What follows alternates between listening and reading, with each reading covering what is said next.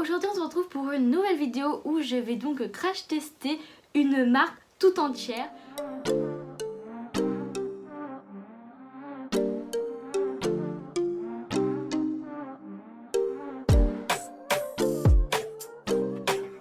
Alors on peut donc commencer par la base de teint. Donc là c'est la Birthday Skin Primer Pigment Perfector. Donc il y a une petite spatule. Le récipient il se présente comme ça. Je trouve super joli, super élégant. Et donc il y a une petite opercule. Je sais pas si vous pourrez voir, mais la texture, oui, elle est super bizarre. Déjà la base elle est super liquide. Je prends avec la petite spatule. Je sais pas quelle quantité il faut mettre. Il faut faire super attention parce qu'elle est vraiment liquide. Oh, c'est épais et ça change de couleur. Elle a une petite odeur. Ouais, en fait quand on la travaille du coup elle change de couleur. J'ai l'impression que ça m'a blanchi un peu la peau quand même cette histoire. Alors pour le fond de teint, donc j'ai pris le fond de teint donc, de chez Shiglam qui est mat longue tenue. Donc je l'ai prise en teinte porcelaine. Et ce que j'ai trouvé vachement beau, c'est qu'on le reçoit dans un étui en genre de velours. Donc c'est super beau. Le fond de teint il semble très qualitatif. Franchement c'est un flacon vert et en pompe. Du coup on va tester ça. Et pour ça donc j'ai pris un lot de 3 éponges. Donc avec une forme assez particulière. Donc il y a des côtés plats et un côté en pointe. Et déjà là à première vue elle semble quand même pas mal molle, donc c'est bon signe. Et une fois qu'elle est humidifiée, donc elle a énormément grossi. Vous voyez, elle a bien pris en volume et je la trouve vraiment molle. Donc c'est pour ça on va donc tester ça. Texture assez liquide. On va voir si ou pas il a une certaine couvrance. Déjà la couleur elle est un petit peu claire. Et je pense qu'il a une couvrance plutôt pas mal. Je crois qu'il est vraiment pas mal en fait. Je l'ai descendu dans le cou comme si ça allait arranger quelque chose, mais il est vraiment trop clair. Ce que je vais faire, c'est que je prends le dos de mon éponge et je vais venir la passer partout pour essayer d'absorber l'excédent de matière. Pour venir absorber l'excédent de matière. J'ai l'impression qu'il se voit quand même sur la peau, mais j'ai l'impression qu'il a quand même un rendu mat. Et du coup, comme il a une couvrance quand même assez intéressante, il faut prendre le temps de le travailler. Mais oui, la couleur, ça ne va pas du tout. Ensuite, pour le concealer, donc j'ai pris un full coverage, donc une forte couvrance. J'ai pris en teinte Chipped Cream et il ressemble à ça, donc c'est limite blanc. Donc c'est encore une fois beaucoup trop clair. Bon là déjà la petite pastille qu'il y a sur le packaging ressemble beaucoup plus à ça que pour le fond de teint. Donc au niveau du tube il est très basique. Par contre oui l'embout il est quand même assez grand. Donc je vais en mettre cette quantité là, je pense que déjà j'en ai mis pas mal. Là et j'en mets aussi vers l'extérieur. Et j'attends quelques secondes qu'il sèche. Le temps que le concealer sèche un petit peu, je vais vous présenter le bronzer parce que c'est un bronzer en crème, donc qui est en teinte soft tan, sauf que là aussi je pense qu'il va avoir un petit problème de couleur parce que c'est super clair. Donc je vais quand même essayer, mais j'ai trop aimé le principe et j'avais envie de tester pour voir s'ils étaient bien ou pas. Donc bon, on va voir ça. Ah ouais non mais même l'anti-cerne il est 4 fois trop clair. Par contre la full coverage, je ne vois pas trop la couvrance. Je sais pas. En plus j'ai l'impression qu'il marque un peu. Il fait un peu un effet matière. À voir quand on va le poudrer, mais pour l'instant je mise pas trop sur ce produit. Alors du coup on va essayer d'appliquer le bronzer. Ah quoique au final il est peut-être plus foncé que ce que je pensais. Mais par contre ce que j'aime beaucoup c'est qu'il est froid. C'est moi où on le voit. Enfin je vais essayer au niveau du front. En fait j'ai l'impression que le produit est tout simplement inexistant. Je vais essayer avec un pinceau pour voir. Bon, en fait je pense vraiment que la couleur est beaucoup trop claire. Alors je pense que nous avons le premier flop parce que j'ai l'impression que je vois pas grand chose et les peu de choses que je vois, j'ai l'impression en fait ça fait des taches, ça fait des bas. Enfin que c'est pas joli du tout. Peut-être déjà une couleur un peu plus foncée, ça pourrait peut-être mieux convenir. Mais mis à part ça, j'ai pas aimé, j'ai l'impression qu'il se dégradait vraiment mal. Du coup, je vais le réessayer, mais pour l'instant, j'aime pas. Alors pour la poudre, ça va être le seul produit du coup que j'ai pu tester, enfin que j'ai testé parce que j'en avais besoin pour tourner une autre vidéo. Donc c'est la Baked Glow Setting Powder en teinte translucente et le glow il est présent mais vraiment pas de la bonne manière en fait. Donc déjà le petit récipient il est comme ça et il n'y a que seulement 5,5 grammes de poudre, ce que je trouve ça très très peu. Donc il y a une petite houppette présente et donc là après donc il y a directement les trous. Donc je vais en mettre dans le couvercle. Et pour appliquer ma poudre, je ne vais pas utiliser la houppette qui était dans la poudre, mais je me suis acheté un petit lot de petites houpettes comme ceci. Donc elles sont super molles, donc elles ont l'air d'être vraiment très très bien. Je vais replacer mon anti-cerne.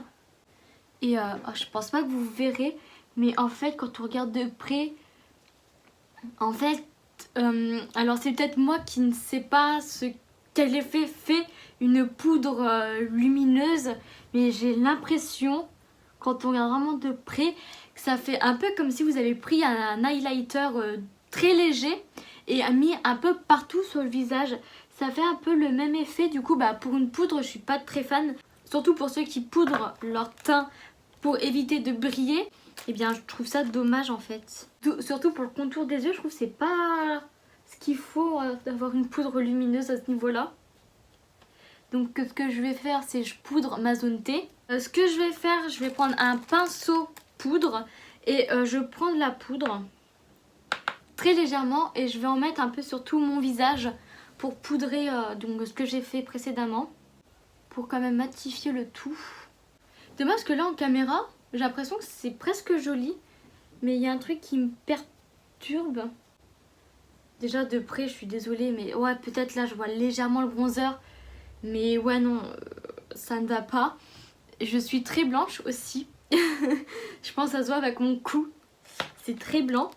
Et je sais pas si là vous allez pouvoir le voir, mais non je pense pas qu'on le voit, mais en fait on voit que c'est lumineux. Peut-être en été ça peut être pas mal, mais là pour l'instant je suis pas super fan. J'ai aussi l'impression qu'on voit la matière sur mon teint. C'est pas très... Surtout là au niveau du menton, j'ai l'impression qu'on voit bien qu'il y a de la matière. Pour l'instant je suis pas fan, hein, vraiment pas.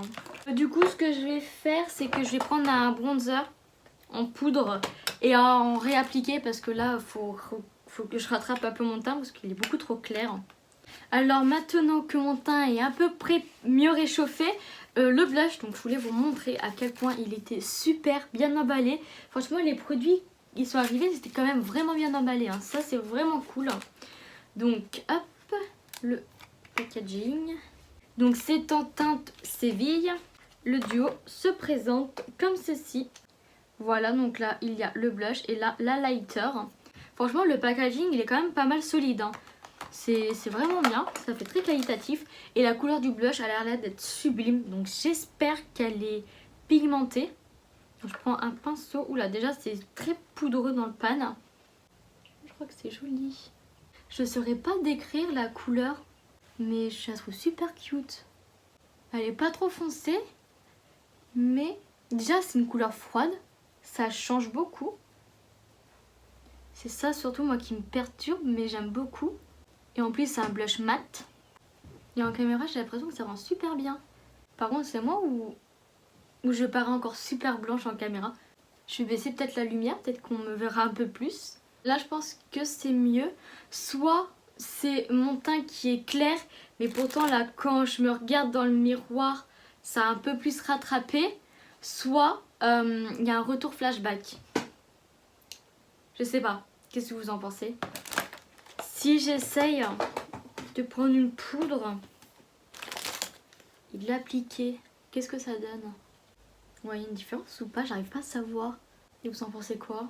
S'il y en a qui ont testé la poudre de chez Shiglam, dites-moi si vous trouvez qu'elle a un effet flashback parce que j'ai l'impression que c'est vachement clair, mais quand je me regarde en vrai, c'est pas aussi clair. Pourtant la lumière là je l'ai baissée enfin je l'ai pas mal baissée. Ah je sais pas, c'est bizarre, ça me perturbe. Du coup on va quand même passer à l'highlighter.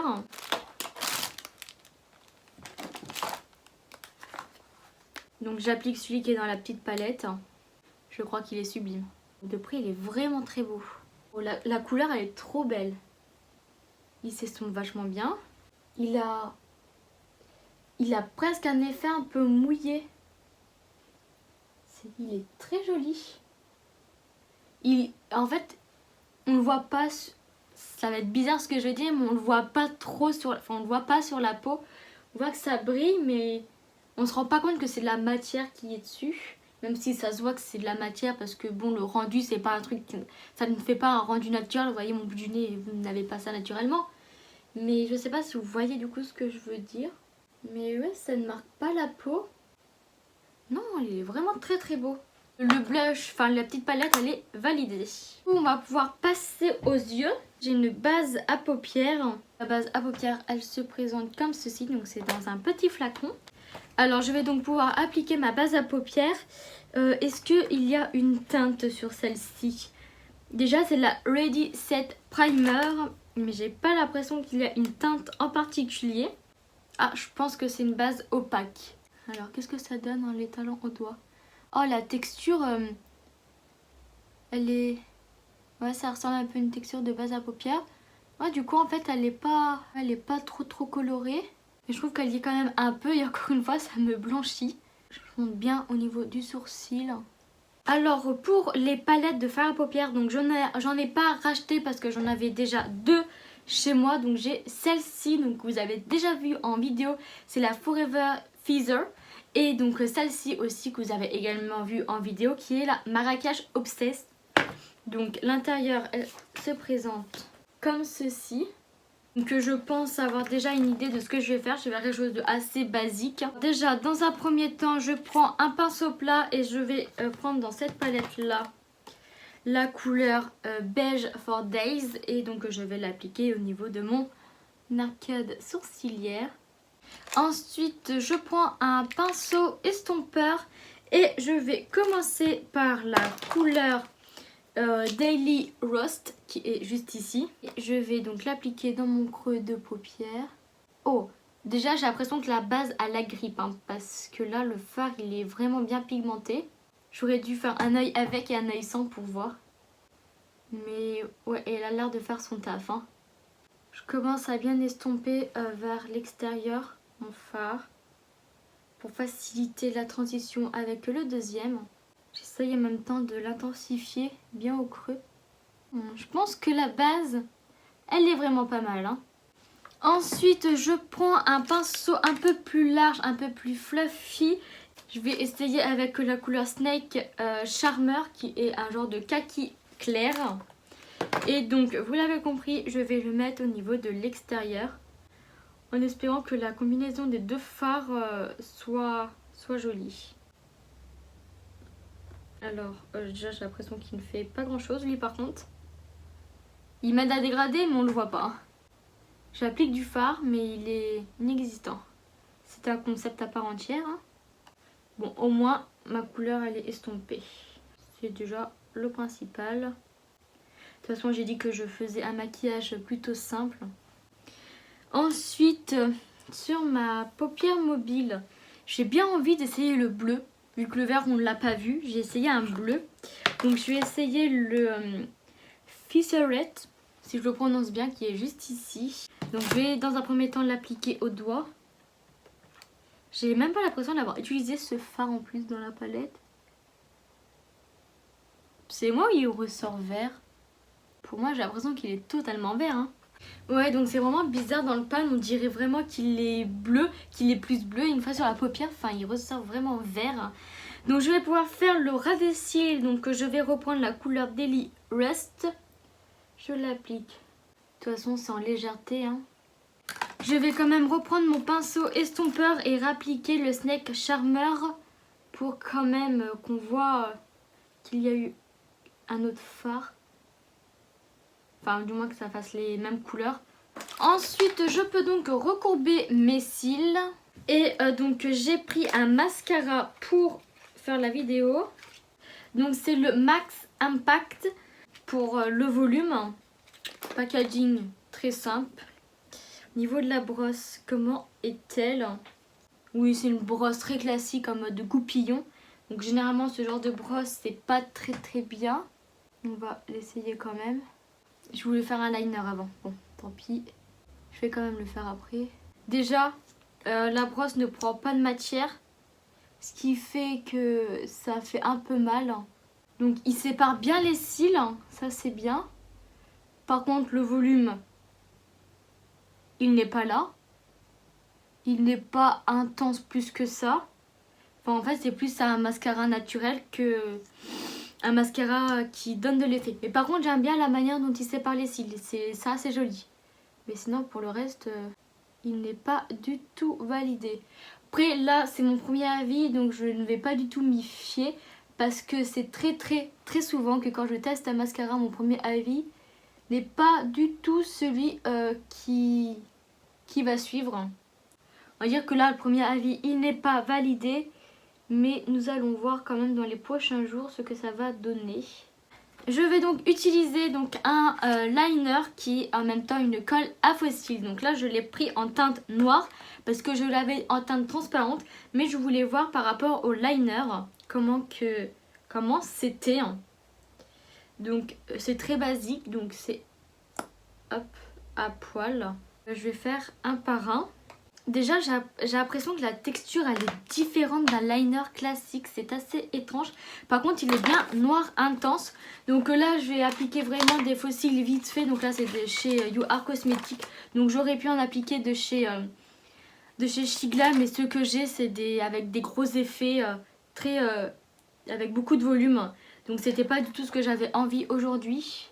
Je vais devoir prendre un autre mascara pour remplir là parce que ça fait très bizarre. Mais en fait, je suis bluffée. Vraiment, je ne rigole pas, je suis bluffée. Je crois que je viens de découvrir un produit juste fabuleux. Le liner pour coller les faux cils. C'est incroyable, vraiment. J'ai mis 2 secondes top chrono à mettre mes faux cils. Par contre, c'est bizarre parce que ça fait pas comme la colle à faux cils. Parce qu'on la sent sécher et après on ne la sent plus. Alors que là, j'y sens pour l'instant. Mais pas en mode ça sèche et juste je sens, c'est pas désagréable. Mais ouais, je vais voir comment ça va évoluer dans les minutes à venir. Mais validé à 200%, c'est trop bien ce produit. Ensuite, j'ai donc les sourcils à faire. Donc pour ça, j'ai pris une petite palette qui est en tête 101 Dark Brown. Donc déjà, le petit packaging, il est trop beau. Donc c'est un bouton qu'on appuie et ça s'ouvre et on voit ça. Donc là il y a une petite une genre de base et il y a 2 petits pinceaux. Je pense que je vais essayer de les utiliser. Dans un premier temps, je brosse mes sourcils parce que surtout que là j'avais mis du fond de teint dedans du coup sans faire exprès. Donc il faut pas que j'ai de matière. Par contre, j'ai aussi pour les sourcils un petit savon. Donc il me semble qu'il faut utiliser le savon avant. Je vais essayer d'utiliser le savon avant. Donc il est tout petit, je trouve ça trop mignon. Et il y a du coup 2,6 grammes. Alors je trempe mon goupillon dedans. Alors je sais pas du tout comment se sert de ce genre de produit, je dois bien vous l'avouer. Il y a quelque chose qui change ou pas? Déjà j'ai l'impression que ça me les a un peu blanchis. Avec ma frange c'est assez compliqué. Parce que du coup elle me cache. Ah si, ça fait quelque chose hein. Je vais peut-être attendre que ça sèche parce que je pense que ça sèche. Et entre temps du coup il va me rester à faire les lèvres. C'est ça, oui, il me reste plus que les lèvres à faire. Donc pour ça, j'ai pris à l'eau de 3 rouges à lèvres. Donc vous avez déjà vu des rouges à lèvres similaires sur ma chaîne. Mais cette fois-ci, c'est en d'autres teintes. Là, en teinte, nous avons déjà un rouge. C'est ce pourquoi je l'ai pris. Donc c'est la teinte Cosmopolitan. Le deuxième, c'est Mushing, je ne sais pas comment on prononce. Et enfin le dernier, Dame Sale. Donc j'ai bien envie d'utiliser le rouge. Je sais pas si ça le fait ou pas. Je pense que c'est celui qui fait le mieux. Donc il faudrait que je prenne un crayon à lèvres. J'ai que un rouge clair à ma disposition. Normalement j'avais un rouge foncé mais je sais pas où il est. Donc c'est un de chez Max More du coup qui est en teinte 02 Red Fire. Je vais faire le contour. Donc je vais appliquer le rouge à lèvres. S'il est opaque et s'il n'assèche pas les lèvres, je sens que ça va devenir un rouge à lèvres incroyable. Je vais attendre que la première couche sèche et je vais essayer d'en mettre une deuxième parce que là c'est pas qu'il n'est pas opaque mais j'ai l'impression qu'on pourrait en mettre une deuxième couche pour faire ça plus foncé. Et pour l'instant il est vraiment trop bien sur les lèvres, il est hyper confortable. Ça faisait un moment que je cherchais un rouge foncé mais que je n'arrivais pas à en trouver et là je crois que je l'ai enfin trouvé. Du coup pour mes sourcils, ça colle encore hein. Je sais pas si ça va sécher en fait. Bon, je vais utiliser les petits pinceaux qui sont dedans, je vais leur donner leur chance. Donc, et je vais venir tracer mes sourcils. Je sais pas en fait dans quel sens le savon il s'utilise, hein, donc j'espère que j'ai pas fait de bêtises. Déjà au niveau de la couleur, ça m'a l'air d'être pas mal. Le pinceau au final, vu qu'il n'y a pas beaucoup de poils, ça me permet de faire des choses quand même assez précises. J'ai peur de déplacer ce que j'ai fait. Pour l'instant, bah, pour les sourcils, bah, c'est quelque chose de basique. Il n'y a pas... La couleur est bien. Elle est peut-être... Je sais pas si c'est par rapport au savon que ça me donne cette impression, mais peut-être légèrement chaude. Mais c'est dommage parce que j'ai l'impression que le savon, ça donne un effet aux sourcils, mais j'ai l'impression que je l'ai mal utilisé aussi. Donc si vous savez comment on utilise un savon, ou du moins celui-là en particulier, n'hésitez pas à me le dire parce que je suis vraiment curieuse de savoir. J'essaie de reprendre mon goupillon pour brosser un peu ma tête afin de l'estomper. Bon, on est à ce résultat. La couleur de mes sourcils, j'adore. Je sais pas si c'est le combo du fard à paupières avec la wax pour les sourcils, mais c'est trop beau. Je pense qu'il faudrait que j'arrive à dompter ce produit et il pourrait devenir essentiel à ma routine parce que j'aime trop ce sourcil là. J'ai l'impression que j'ai bien réussi, il est trop beau. Du coup je vais appliquer la deuxième couche de ce rouge à lèvres. Peut-être qu'il est plus foncé maintenant, mais je crois qu'il assèche pas du tout les lèvres. Il a l'air d'être merveilleux. Franchement, si vraiment il est trop bien ce rouge à lèvres, je vais m'en racheter. Genre, je vais me faire un stock. Cool, on a terminé le maquillage, on a fini de tester tous les produits. Alors je vais vous dire lesquels ont retenu mon attention. Déjà j'ai l'impression qu'au final le rendu, je suis assez blanche. Par exemple le retour caméra il est assez blanche, mais ça je me demande si c'est pas dû à la poudre. Donc déjà la poudre je suis pas trop fan. L'anti-cerne il a pas plus marqué que ça, au final il a légèrement marqué, mais ça comme tous les anti-cernes selon moi. Ensuite, le bronzer, je crois que j'aime pas du tout. Le blush highlighter, j'adore. Les fards à paupières, je les avais déjà testés, mais voilà, franchement ils sont cool, hein, ils sont vraiment cool pour le prix. Le mascara, j'aime pas. Le liner, j'adore. Au niveau des sourcils, je pense que ces deux produits, je pense que je les aime vraiment beaucoup. Faut que je vois s'ils sèchent. S'ils sèchent, ça va être merveilleux. Là, j'ai l'impression que ça a un peu séché. Hein.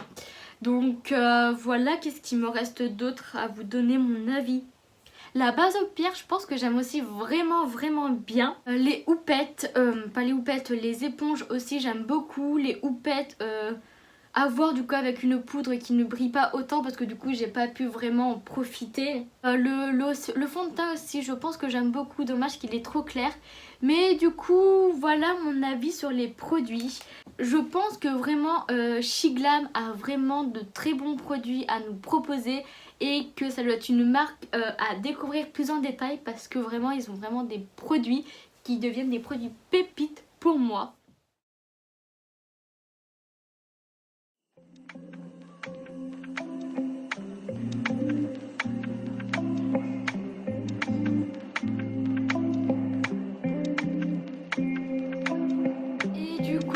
voilà, j'ai terminé de faire un crash test complet sur la marque SheGlam. J'espère que la vidéo vous aura plu. On se retrouve pour une prochaine vidéo. Bye!